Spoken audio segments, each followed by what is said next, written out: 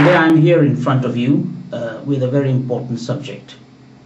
The subject may be a bit provocative for a certain country, but it is equally very important for different nations in the world, particularly the countries in South Asia.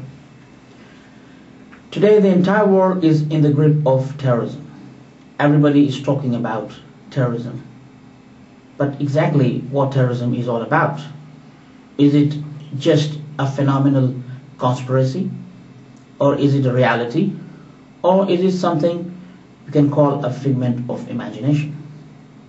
As a matter of fact, it is a fact. The most important thing is that we must not forget that terrorism has not existed in the recent times.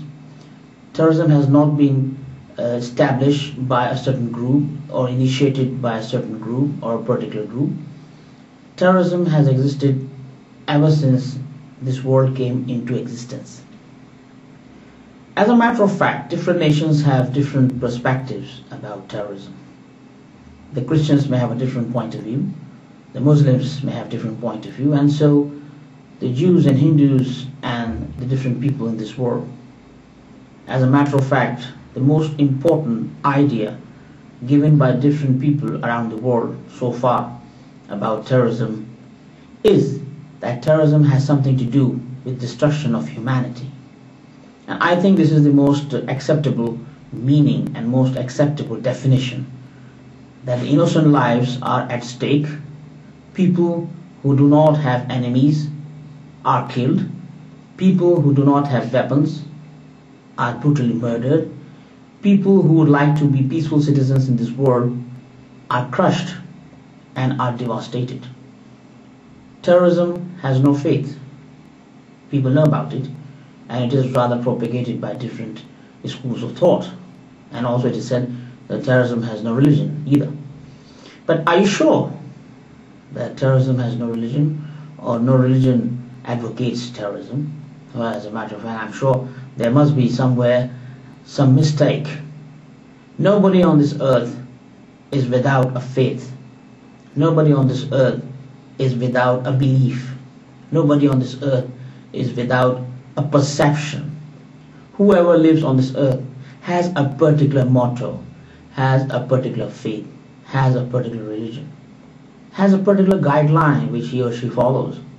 So, terrorism is just like the same thing. You can't just say the terrorist has no faith, a terrorist has no religion, a terrorist has no guidance, a terrorist is not a human being. No, a terrorist is a human being like others. Terrorist is also a person who has the same requirements, who has the same needs of life, who also wants to have the same necessities of life like any other common human being living in any part of the world. So you cannot say that terrorist is a different person or terrorism is a different perspective. This is like any other thing in this world. We should not forget that when we are talking about terrorism, we should not become very biased, we should not become very particular about a particular sect or a particular religion or a particular group of people in a particular part of the world. We have to see in reality, we have to analyze in reality, and we have to focus our attention to the most important and the most vital issues concerned with terrorism. I have written a book. The title of the book is Divide Pakistan to Eliminate Terrorism. What is the connection here in my book when I use the word to eliminate terrorism and Pakistan? Definitely it may be a bit surprising for some people who do not know the relationship, the connection, the link between terrorism and Pakistan. But for people who are aware of the political situation, of the ground realities, I think they should agree to some extent that regardless of the fact whether the title is provocative, regardless whether it is true or not, there is a significant link between the term terrorism and Pakistan. The idea of writing this book was not necessarily to make it a provocative writing, rather to to challenge any particular nation, or to challenge any particular government, to challenge any personality, or to challenge any particular nation. Not at all. The purpose of my writing this book was basically a call of my conscience to tell the whole world exactly what I feel and what I understand, what I observed, and what I think it is better that I should speak out. Pakistan is an important country in an important region, no doubt about that. But at the same time, we should also not forget that how this country came into existence. Was it a natural existence? Was it a historic existence? Or was it just mockery of certain people who did something which was not more than a conspiracy? I'm not challenging the sacrifices of the people who died during the partition of 1947, when the British left United India and they made two countries called Pakistan and India. But at the same time, we should not ignore the very important and very material fact that this country called Pakistan was not one nation. It was a combination of about 7 and 8 nations who were forcibly assembled to form a country. One portion was West Pakistan on the west coast, and the other one was East Pakistan on the east coast. In the middle was India. That time, West Pakistan comprised of Punjab, Northwest Frontier Province, Balochistan, Sindh, and of course the southern port city of Karachi, which was predominantly having a population of people who migrated from India. And also the northern part of Kashmir, some portion remained with Pakistan and some went to India. And on the eastern side, it was East Pakistan, which was accommodating the population of Bengali Muslims at that time. Now, as a matter of fact, and it is a historic fact, that these nations, they were not aware about what really was going to happen to their own rights, to their own welfare, to their own future. Punjab, Sindh, Northwest Frontier Province, Balochistan, part of Kashmir, under the control of Pakistan, and the people of Karachi, who are the migrants from India, they were rather feeling as if they had got a country which can be termed as a gift, of course. But as a matter of fact, as a consequence of certain conspiracies which were initiated by certain politicians soon after the inception of Pakistan, this country was felt to be nothing more than just a country which was made forcibly without taking the proper votes from the people of this region. Nobody knew what was going to happen to them. There was no plebiscite. Nobody asked the Balochis whether they wanted to be part of Pakistan. Nobody asked the Pathans living in Northwest Frontier Province whether they would like to be part of Pakistan. Nobody asked the people in Karachi whether they would like to have rulers from a particular province to rule you in place of the British. Nobody asked the Sindhis what is really going to happen to them. And equally, the Bengalis, they were given a different understanding. Finally, they came to know very soon, after 25 years of the inception of this country, that it was all fraud. When a country is formed in such a fraudulent manner, when the people who are living in that country do not even know what is really going to happen to them and what was it all about, I think such a country should be considered not a country but a colony. The colonial system remained in existence in Pakistan ever since it came into existence. British left the region, but they left their laws, they left their rules, they left their bureaucracy, they left their people. There was no white man, but the black man took the charge of the British rule in the disguise of a free nation. I am not against the inception of a country, or I'm not against the independence of Pakistan, and I'm not challenging the righteousness of the independence of this country called Pakistan. What I'm saying is that, what was the purpose of this country as a whole? Was it not for the Muslims? Or was it not for a particular nation? Or was it not a particular Muslims who wanted their own state, their own independence? If it's so, then why this country has so many provinces? Why this country has turned out to be a country where the human rights are violated exactly the same manner as they were violated before the inception of this country? The Bengalis were tortured to death. The Bengalis were killed. The Bengalis were assassinated. The Bengalis' rights were snatched. The Bengalis suffered from severe human rights violations. The Bengalis had no other choice except to leave this country and form their own country called Bangladesh. This is not a very simple way to understand this way. Make sure a country is disintegrated in 1971 is a proof that there was something wrong in its inception.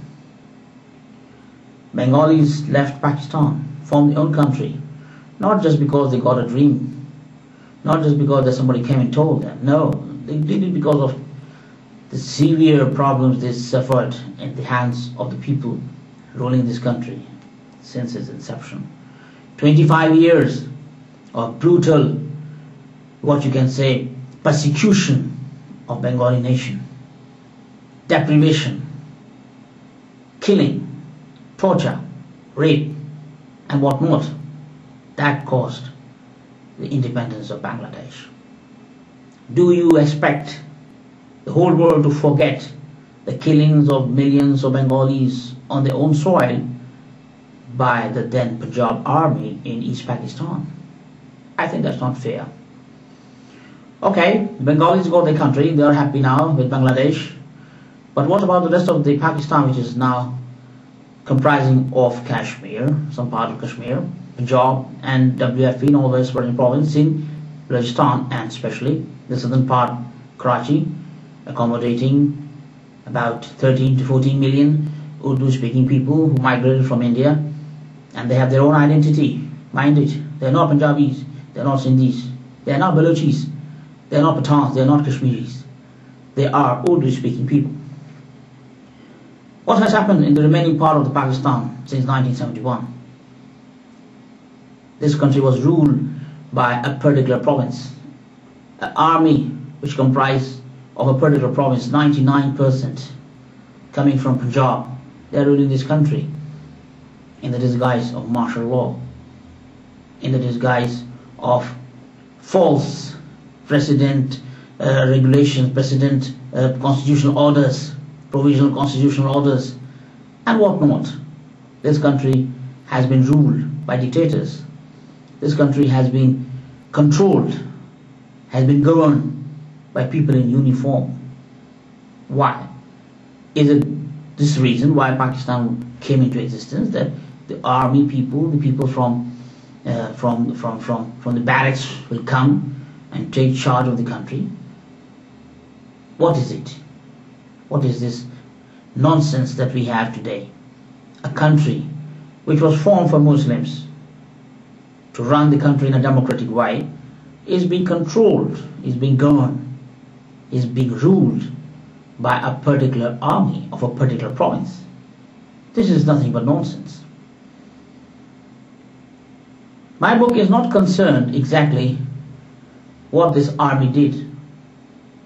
My book is concerned what is to be done now. The whole world is in the grip of terrorism right now. Nations like United States, United Kingdom, European Union, they are very much worried about the future of this humanity, future of them. What's really going to happen? What's going to happen to Israel? What's really going to happen in Palestine? What's really going to happen in the Middle East? Is Syria a threat? Is Syria a threat? Or Iran a threat? Or North Korea a threat? Let me tell you something.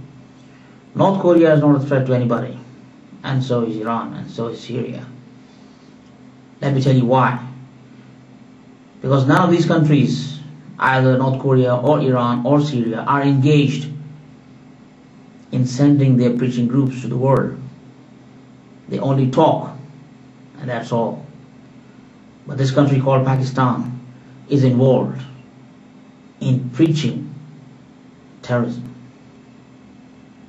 Preaching terrorism and talking about terrorism, they're two different things. North Korea may talk of nuclear ambition, Iran may talk about nuclear ambition, Syria may talk about killing Jews, they may talk about retaliating Israel, they may talk about anything, but mind it,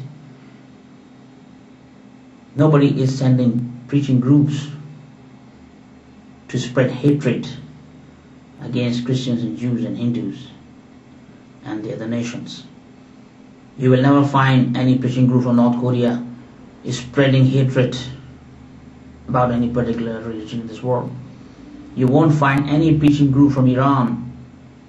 You won't find any preaching group from Syria. Preaching is the most important weapon of terrorism. You cannot make a terrorist in one day. You have to create a mindset to make a person become a terrorist. How to develop that particular mindset, how to brainwash a particular person to become a terrorist. That is the area which we have to address today. Today, President Bush quotes the statement of Ahmadinejad. Oh, Ahmadinejad is saying that he would like to wipe out Israel from the globe of this world. So he's our enemy. Of course not. Ahmadinejad is just talking to harass his enemy. That's all.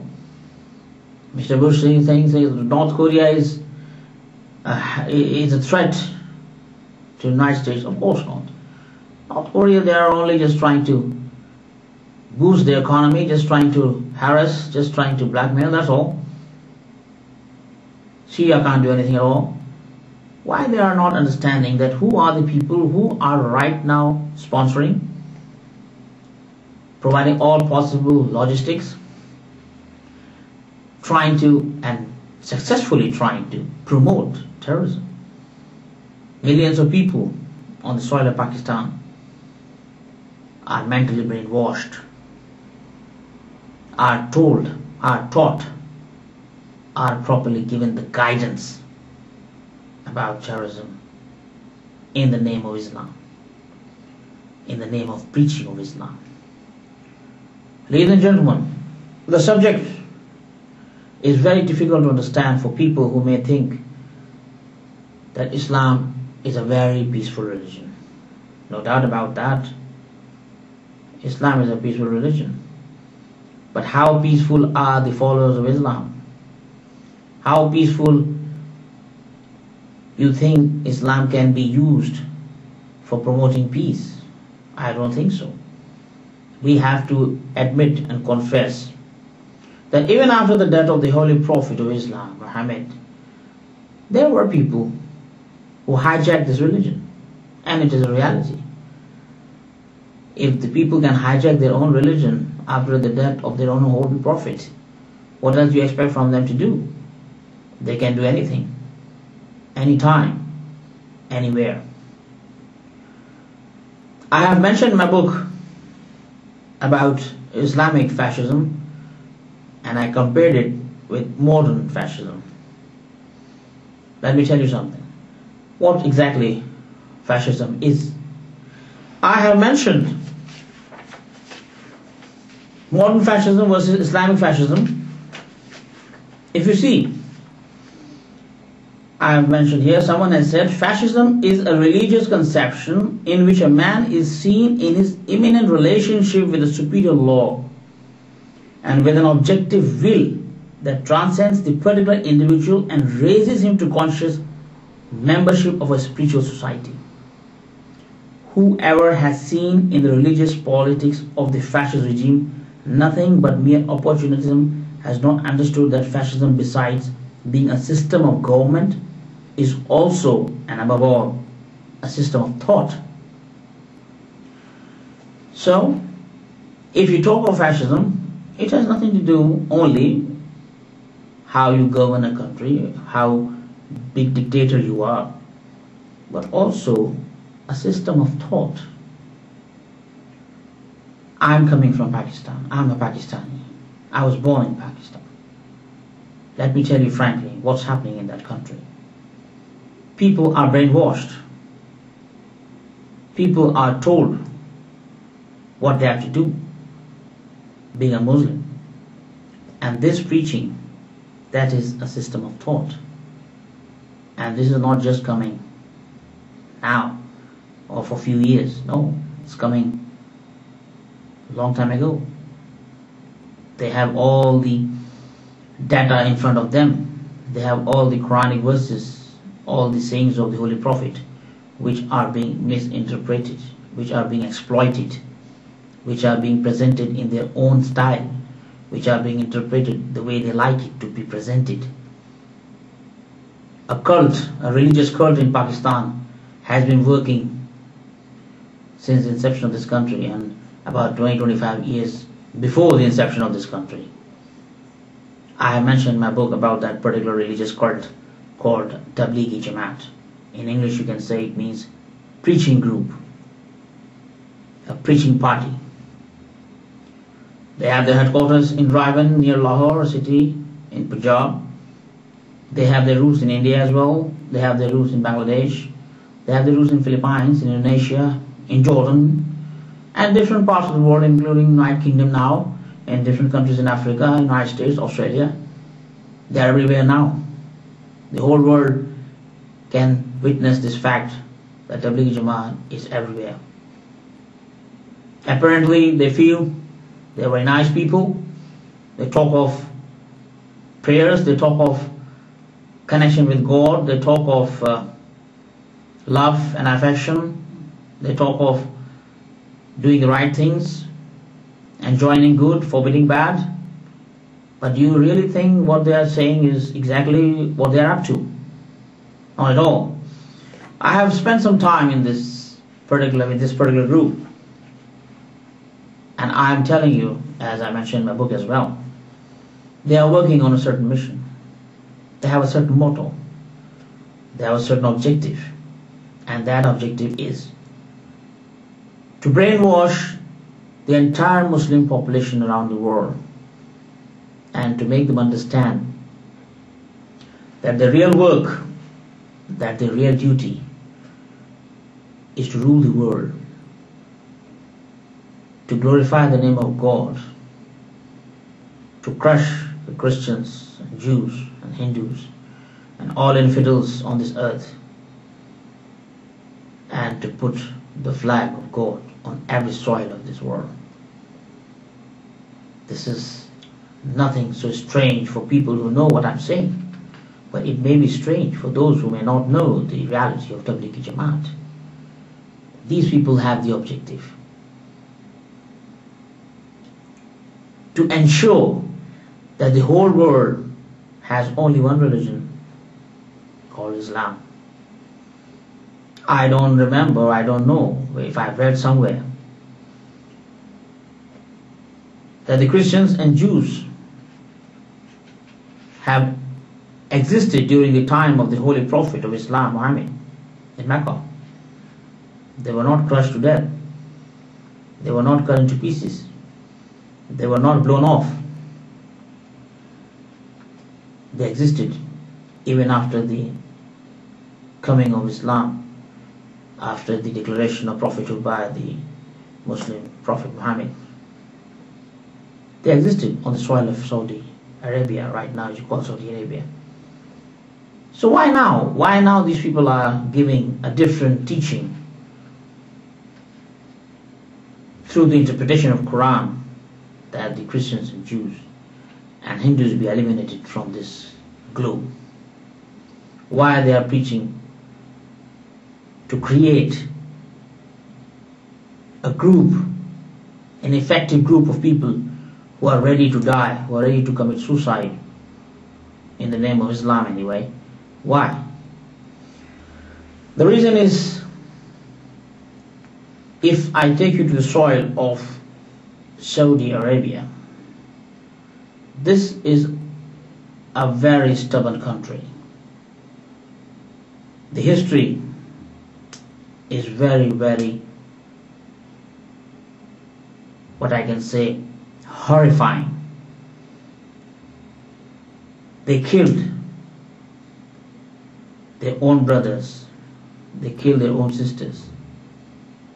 These people killed even the followers of Islam on this soil. They have killed the children of Muhammad. They even killed the scholars. They even killed the holy saints and whatnot. If you think that such people will become good human beings one day, I don't think so. When Islam cannot change them, how come a United Nations resolution could change them? This is not possible at all.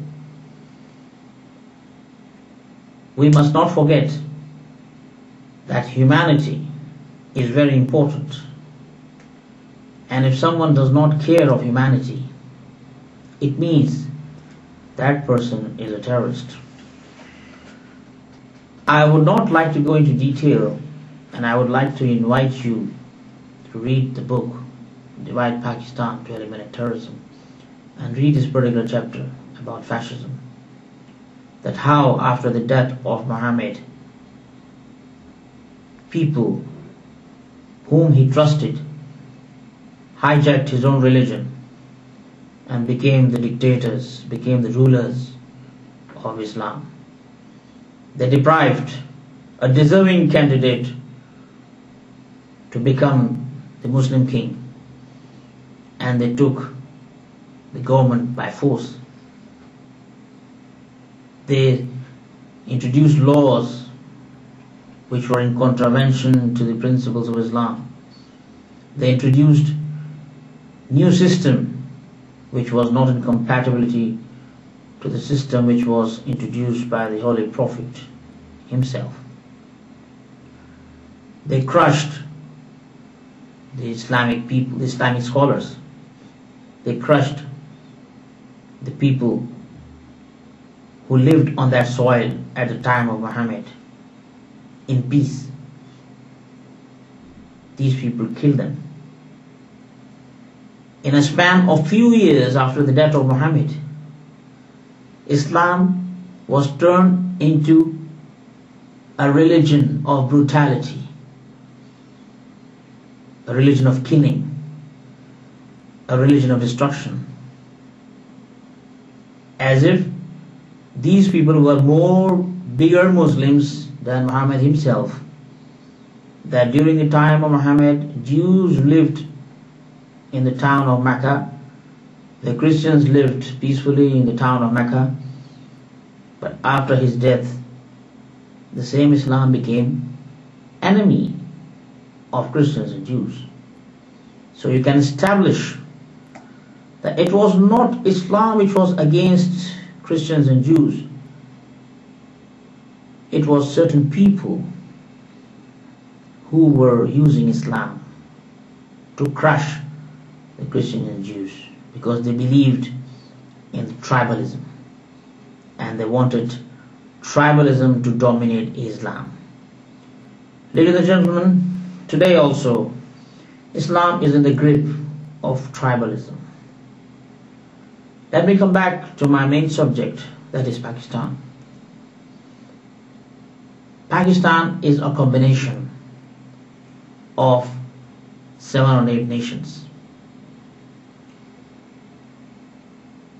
Or you can say 7 or 8 different tribes, different language, different culture, different historic background, different history, different mother tongue, they have a different language. What these people did in 1947, they assembled them, they put them under one camp for a particular agenda, and now these people are being used to do what the Kingdom of Saudi Arabia cannot do themselves. Pakistan's soil is being used to produce terrorists. Pakistan's soil is being used to promote terrorism, to prepare people for committing suicide.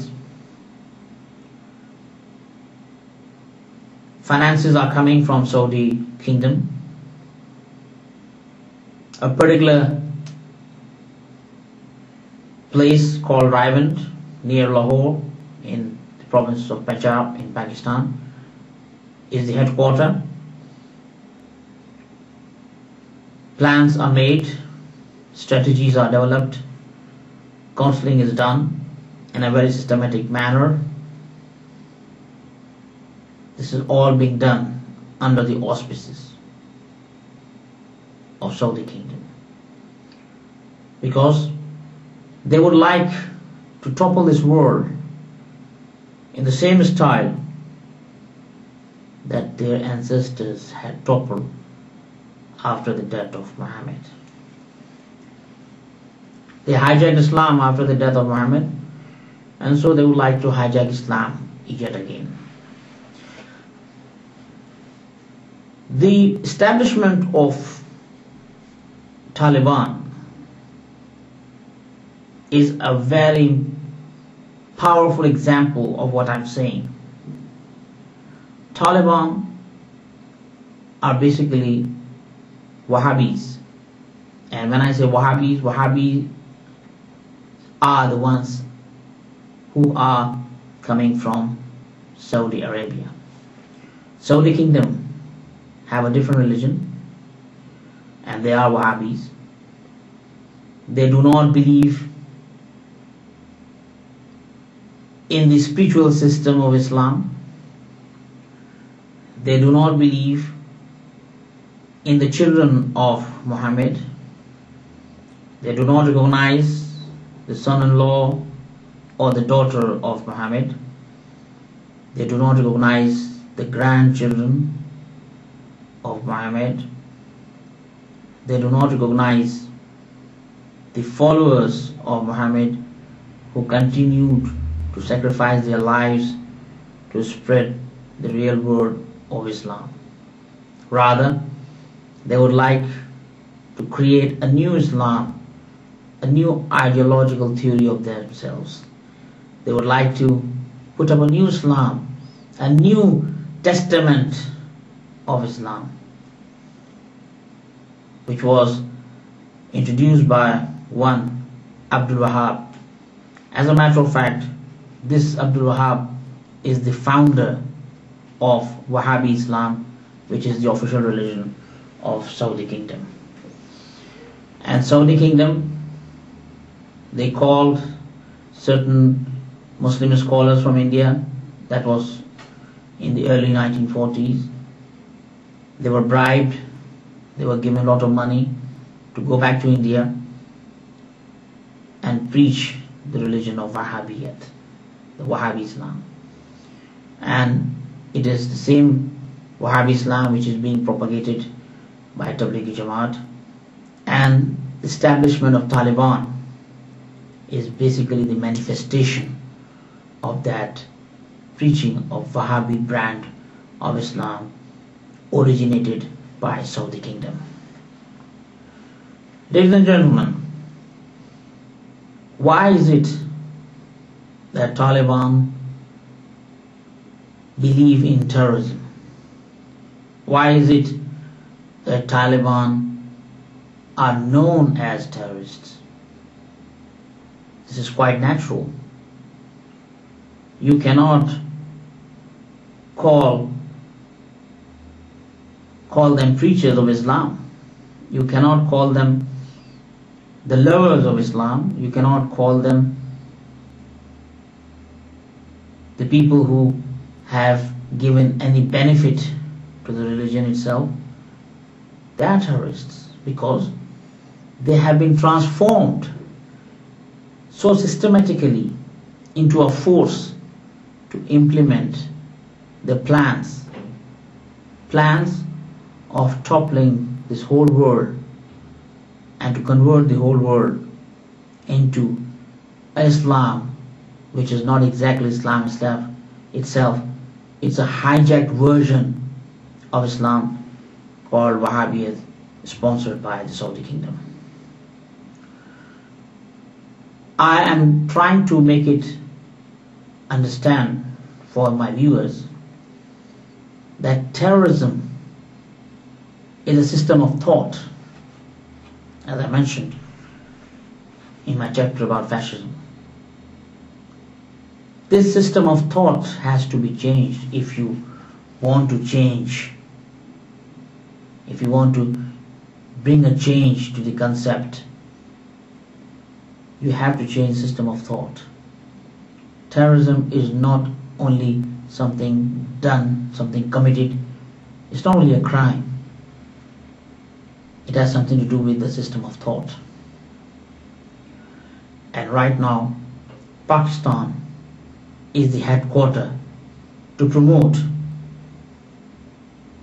to sponsor, to help, to coordinate, to prosper this particular terrorism. Ladies and gentlemen, Pakistan is normally,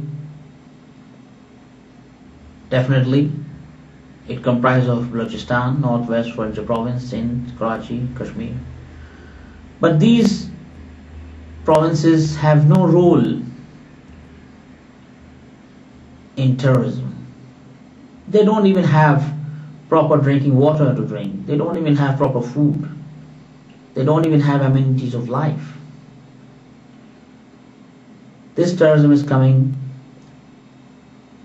in the name of Pakistan from a particular province, and that is Punjab. Why? Punjab is controlling the entire army network.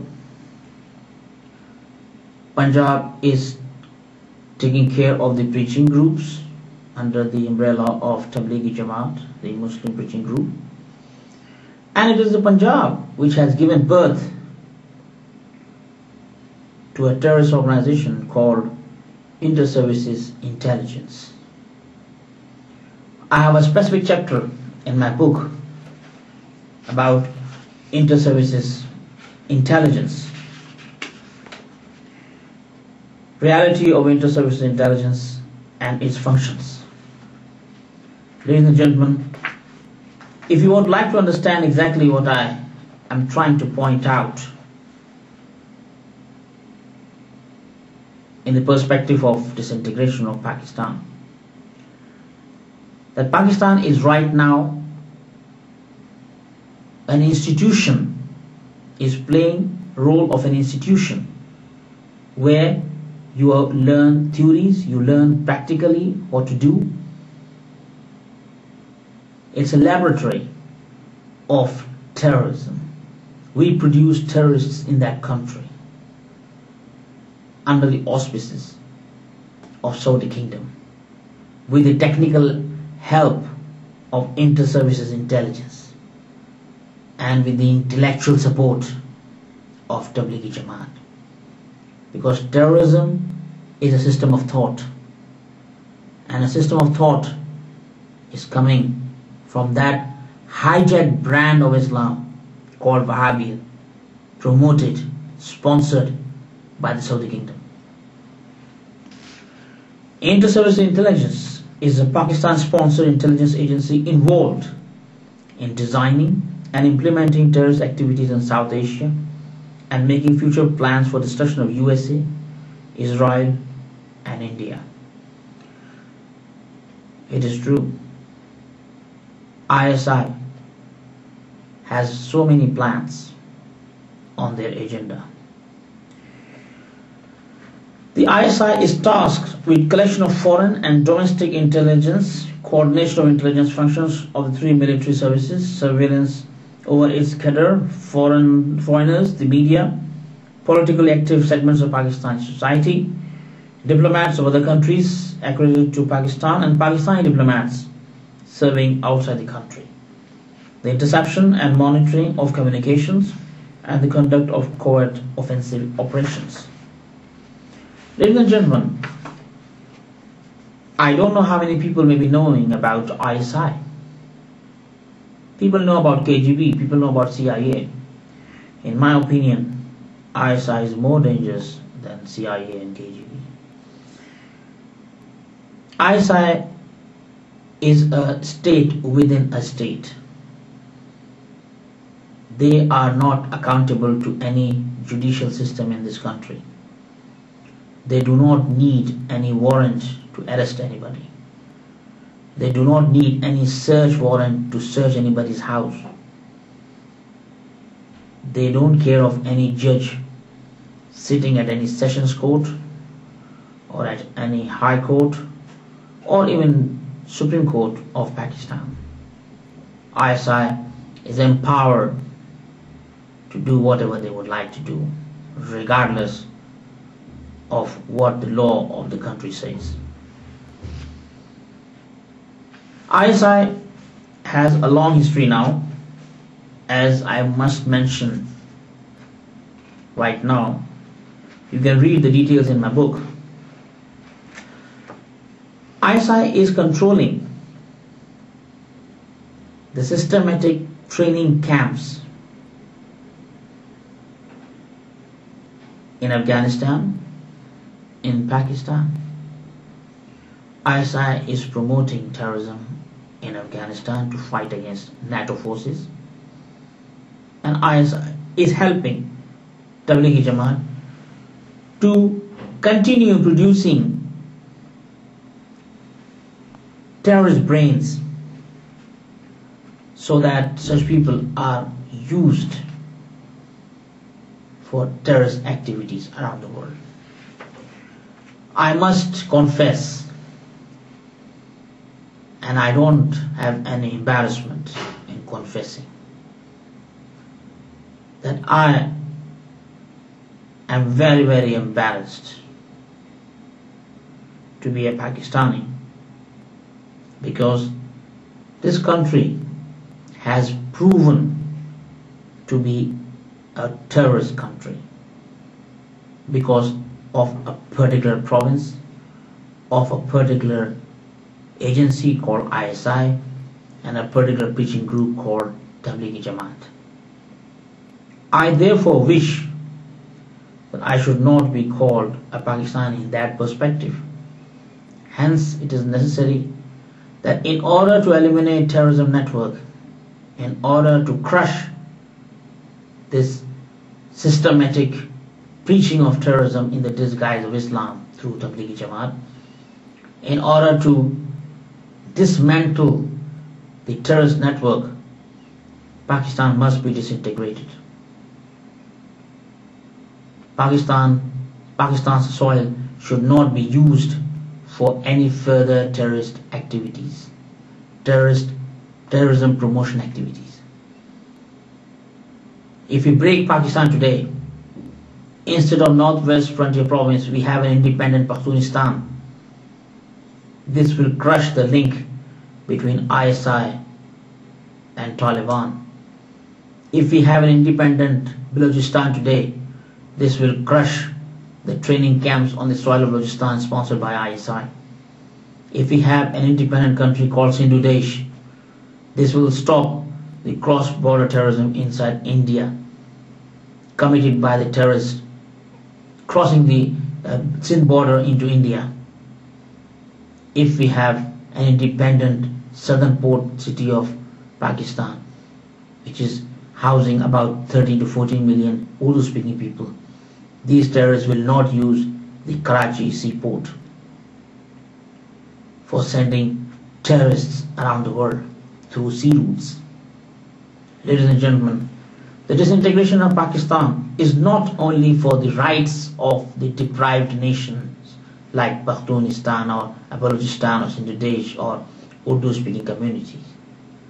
The disintegration of Pakistan is important to crush the terrorist network which is so systematically, so beautifully engineered right now that the whole world does not know what may happen tomorrow. Terrorism is not only picking up a particular weapon and using it. Terrorism is a system of thought. And who is promoting that system of thought? It is not Syria. It is not Iran. It is not North Korea. This is Pakistan, where this is being done by ISI and Tablighi Jamaat. As I mentioned earlier, you will not find preaching groups in thousands coming from Iran to America, coming from Iran to England, coming from Iran to Africa, coming from Iran to Australia. No. You won't find preaching groups from Syria. You won't find preaching groups from North Korea. But you will find preaching groups from Pakistan. Why on hell these people have so much pain for the preaching of their own religion? They don't have any pain in reality. They have a certain agenda. They have a certain motto. They have a certain objective. That objective is very much visible now. To brainwash young generation, young men from the age of 21, 22 to 35 or 40. They have already started their activities in United Kingdom for almost last 30, 40 years. Today, we are facing the consequences. These people have been very effective on the soil of United States. Today, we are facing the consequences. These people were effective on the soil of Indonesia. Today, we are facing the consequences. These people have entered Jordan. They have their headquarters in Jordan. They have their people in Yemen. They have their people in Saudi Arabia. They have their people in Africa. Who knows what may happen tomorrow? I think the strategy to address the issue of combating terrorism must be revisited. This has nothing to do with a military combat. If a person does not have a weapon in his hand, how you're going to combat? But that person has a mindset that he is ready to die when it is needed. How can you change that system of thought? You cannot change system of thought with a bullet. To change the system of thought, you have to change the system. And the system of Pakistan can only be changed. It can only be changed in its disintegration. Ladies and gentlemen, this is nothing impossible. I would like to request whoever is listening to me to contact any person in this world what he knows about Pakistan. They only think that Pakistan is like any other country. They don't know that Pakistan is a combination of 7 and 8 nations, and it's only one nation which is controlling the whole affairs of this country. It's only one nation, one particular nation who has the army, who has a brutal agency called ISI, who are sponsoring the Islamic preaching. It's only one province called Punjab. Sindh has nothing to do with it. The Pakhtuns, the Pathans of Northwest Frontier Province, they have nothing to do with it.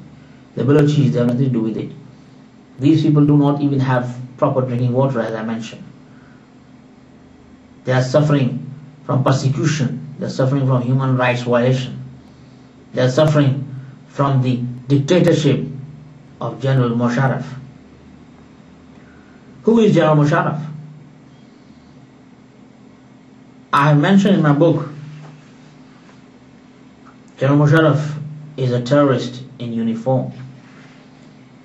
And when I say that, I'm not joking. On page 121, I have mentioned some important details about Pervez Musharraf. In my opinion, General Pervez Musharraf is a terrorist in uniform. It is better not to judge the reality of General Pervez Musharraf by his recent actions of cooperation with the United States in the so-called war on terror. General Musharraf has many faces, like his ancestors, which make him more vicious, criminal, and disgusting. Although he never wanted to rule Pakistan, as he claimed earlier, when he came from backdoor by removing the then Prime Minister of Pakistan, Nawaz Sharif, General Musharraf began his romance with Pakistan's top political parties from Punjab in order to implement ISI's agenda of destroying the United States, UK, India, and Israel, being a task given by the Holy Book. Ladies and gentlemen, I have already mentioned in some place in my book that people who have the ambition of ruling, regardless of the fact whether they deserve to rule or not, such people are called fascists. After the death of the Holy Prophet of Islam, Islam was hijacked by people who loved to rule, who wanted their tribe to rule Islam. They did not want Islam to rule them. They wanted their tribe to control, to govern Islam. This particular system of thought, of ruling, of dictatorship, it is nothing but fascism. Musharraf is yet another example in today's time. He is replicating exactly what his ancestors did. He wants to become a dictator. He is a dictator. He has hijacked this country. He is using the soil of this country, the resources of this country, people of this country, to promote what he wants to promote. He is not a person coming from any democratic system, from any democratic way. Definitely he must have some hidden agenda. Otherwise, why would he have come from back door? Ladies and gentlemen, I am pointing finger without any hesitation to Saudi Kingdom. These people are using this soil of Pakistan to do what they cannot do themselves. If you disintegrate Pakistan today, this will crush the ambitions of Saudi Kingdom. They do not want Iran or Syria to become the religious leaders of Islam, because they know that these people have the reality of Islam within their corridors. Saudi Kingdom wants to impose their own brand of Islam on all the countries, and in order to do so, it is part of their task to kill the Christians, the Jews, the Hindus, kill everybody who is not Muslim. And for this purpose, this country called Pakistan is being used. And let me not forget that China should also be aware of the very fact that Pakistan's ISI is very much functional in Xinjiang province, the southern province of China, which is the northern part of Pakistan. A lot of work is being done there. I have mentioned specifically in my book, and I would like to request the Chinese authorities not to ignore this important information which I have mentioned here about the role of ISI in Xinjiang province. They would like to convert it into an Islamic republic. If you don't believe me today, you will believe me one day. The people inside Tablighi Jamaat, their scholars, the people who are who run Tablighi Jamaat, they are working on it. System of thought. Don't forget, I'm talking about system of thought. Chinese may feel that they are very expert in different military equipment, in missile technology. But are they having any compatible knowledge in terms of system of thought? I mentioned here such a person like General Pervez Musharraf is a great danger to the entire humanity. If I may say, Hitler's spirit has possessed the body of General Pervez Musharraf, while the extreme anti-West teachings of Tablighi Jamaat under the sponsorship of Wahhabi Kingdom of Saudi Arabia have made General Musharraf a more brutal fascist come terrorist in uniform. General Pervez Musharraf needs exorcism to be conducted by someone who understands the necessity of disintegration of Pakistan, because Pakistan's disintegration shall pave way to destroy General Musharraf and his evil military network from spreading the poison of international terrorism from Pakistan's soil. Ladies and gentlemen, I think it is very important that we should not forget that as a citizen of this world, we all have the right to think, to say, to speak out what your conscience says. My conscience says that Pakistan is a threat to the entire humanity right now. If this problem is not addressed, it may give you a very bad result in nearest future. Today, Americans are wasting their time on Iraq. They have fear from Iran, they have fear from Syria. And this is a useless fear. They are not going to do anything. I assure you. The real problem, the real threat is from those people who are working to change minds, who are working to promote a system of thought, a fascist system of thought.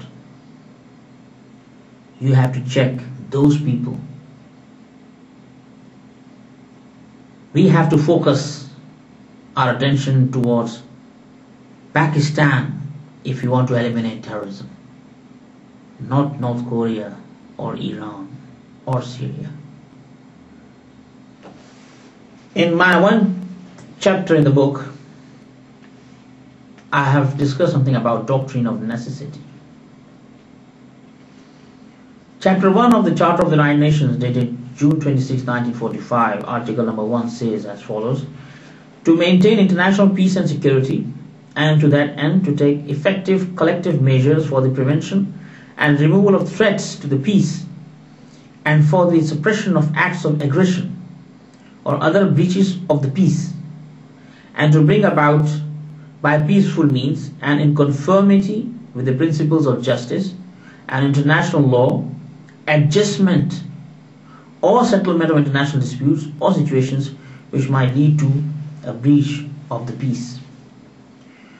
In the above chapter, it is categorically stated that the United Nations shall take effective collective measures for the prevention and removal of threats to the peace and for the suppression of acts of aggression or other breaches of peace, which should also include terrorism being one of the breaches of peace. Hence, in view of this particular mutual understanding among all the member states, it has become necessary to address the issue in its true perspective. Ladies and gentlemen, I have also given a draft of the proposed United Nations Security Council's resolution on invoking the doctrine of necessity in the matter of disintegration of Pakistan.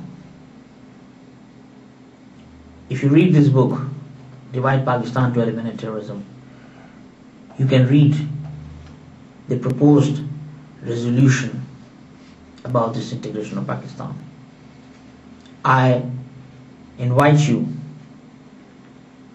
to please help me in promoting this word, in communicating this word to every person on this earth, to research how terrorism can be eliminated. If it can be eliminated by eliminating a country, let's do it. People talk about Iraq, people are talking about Syria and Iran. Okay, in Iraq, insurgency is going on, but that is only a battlefield. Iraq is not sending any intellectual groups, any preaching groups to the world. They are suffering on their own soil. They have no link with the outer world. They are fighting. One day they will stop fighting when the bullets are finished. When they have no more gunpowder remaining, it will finish. It took 25 years for the Vietnamese to stop the war, so it will take another 10 or 12 years for the Iraqis to stop that war. But do you think this will end terrorism? Not at all. Because terrorism is not coming from Iraq. Terrorism is not coming from Iran or Syria. Terrorism is coming from a different part of the world. Pakistan. Ladies and gentlemen, a lot of critics have criticized President Bush, that President Bush did not find weapons of mass destruction in Iraq, and the war of Iraq was a total blunder. I'm not advocating President Bush, but if I would say that he did find a weapon of mass destruction, and that weapon of mass destruction was Saddam Hussein himself. He was himself a weapon of mass destruction. In the whole Iraq, there was only one man called Saddam Hussein who was promoting a system of thought of fascism. It is very fortunate that they killed Saddam Hussein. They hanged him to death. They have killed one fascist system of thought. A person who wanted to crush, who wanted to kill one person. But if you have thousands of such Saddam Hussein in different parts of the world, what will you do? You cannot hang them all. But you can do something to stop their production. If Osama bin Laden exists, it is not that Osama bin Laden himself is running danger, is running a threat, is a threat. People like Osama bin Laden are equally of great threat to the entire humanity. Now we have thousands of people, thousands of young men, thousands of people who have similar faith like Osama, who have similar mindset, who have been brainwashed, who believe in destruction of United Kingdom, United States, Israel, who believe in killing of Christians and Jews and Hindus and infidels, who believe in making Islam the only religion on this globe. This is a system of thought. This is the fascist system of thought. How are you going to stop it? You have to carry out an analysis. This is a cancer. You have to check which particular spot is cancer emanating from Pakistan. We must not forget that whatever diagnosis we have to cure it too. We cannot ignore the reports of the human rights organizations in this world. We must not ignore the United Nations resolutions. We must not ignore what the people are saying around the world. Why we ignore the reports calling for destruction of terrorist camps on the soil of Pakistan. Why we should ignore the business of drug, the cultivation of poppy in Afghanistan and Pakistan under the auspices of ISI. Why we must ignore the training of terrorists on the soil of Pakistan, supporting Taliban to fight against foreign forces in Afghanistan. Why we must ignore the creation of certain Islamic groups within Pakistan who are armed, who are given proper training by its own army, Pakistan's army. Why we must ignore? This is no time for ignorance, ladies and gentlemen. We must know. We must get to the root cause of terrorism. We must get to the real problem, where it is coming from. My book, the title of the book, Divide Pakistan to Eliminate Terrorism, is itself a message that if you want to eliminate terrorism, you must disintegrate this country in order to crush the network. Lastly, I would like to tell you that disintegration of Pakistan is as important as any other problem on this earth right now. We have a lot of problems in Middle East. We have problem about nuclear ambitions of Iran, North Korea. This is what is being propagated by Western media. But do you think that nuclear ambition is as dangerous as promotion of a particular system of thought? I don't think so. A nuclear weapon is not as harmful as terrorism itself. Nobody on this earth right now can afford to use nuclear weapon. They can use it to give you a threat, to threaten somebody, but I don't think so there is anything more than that. But something which is more important, more aggressive and more dangerous and more, what I can say, dreadful, is that particular mindset. A person who has been brainwashed to kill another person on this earth, this is more harmful than a nuclear weapon. A mindset to get up and kill somebody in the name of his own faith is the most harmful weapon on this earth. And Tablighi Jamaat and ISI, they are producing weapons of mass destruction. These weapons are not of metal, they are flesh and blood. This is what we have to address.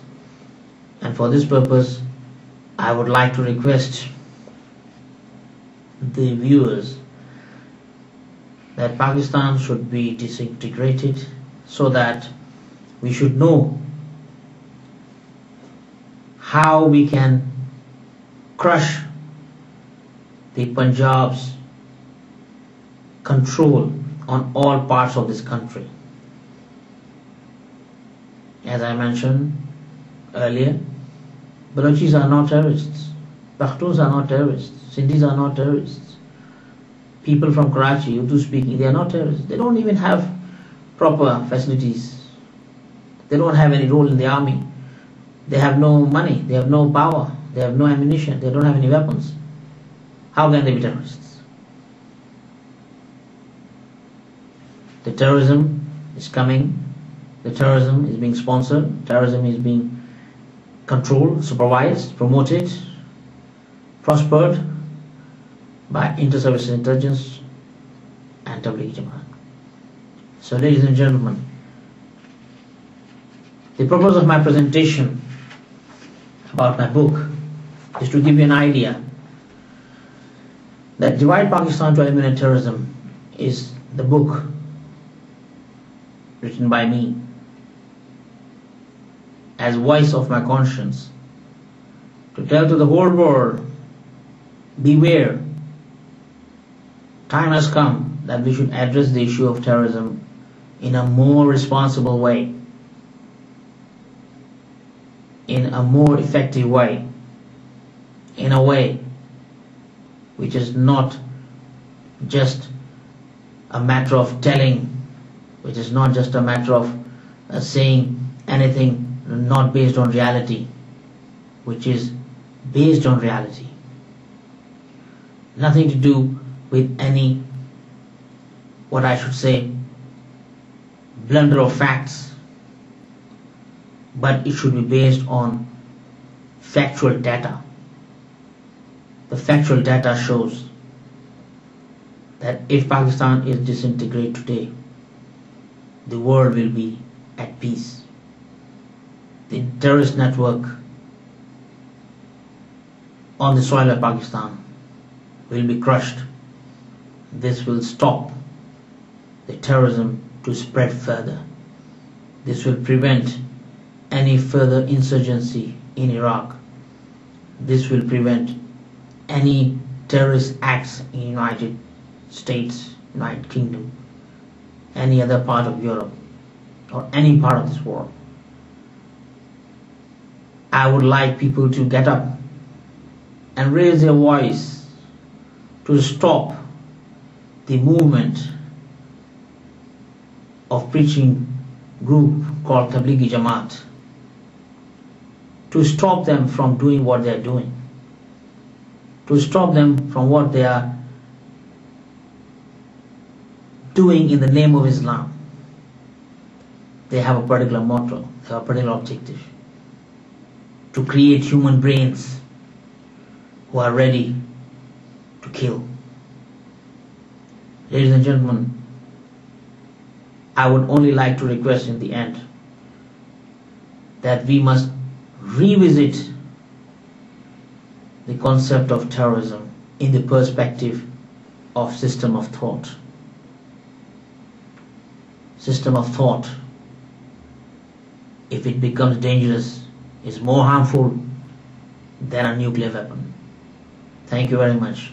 Good night.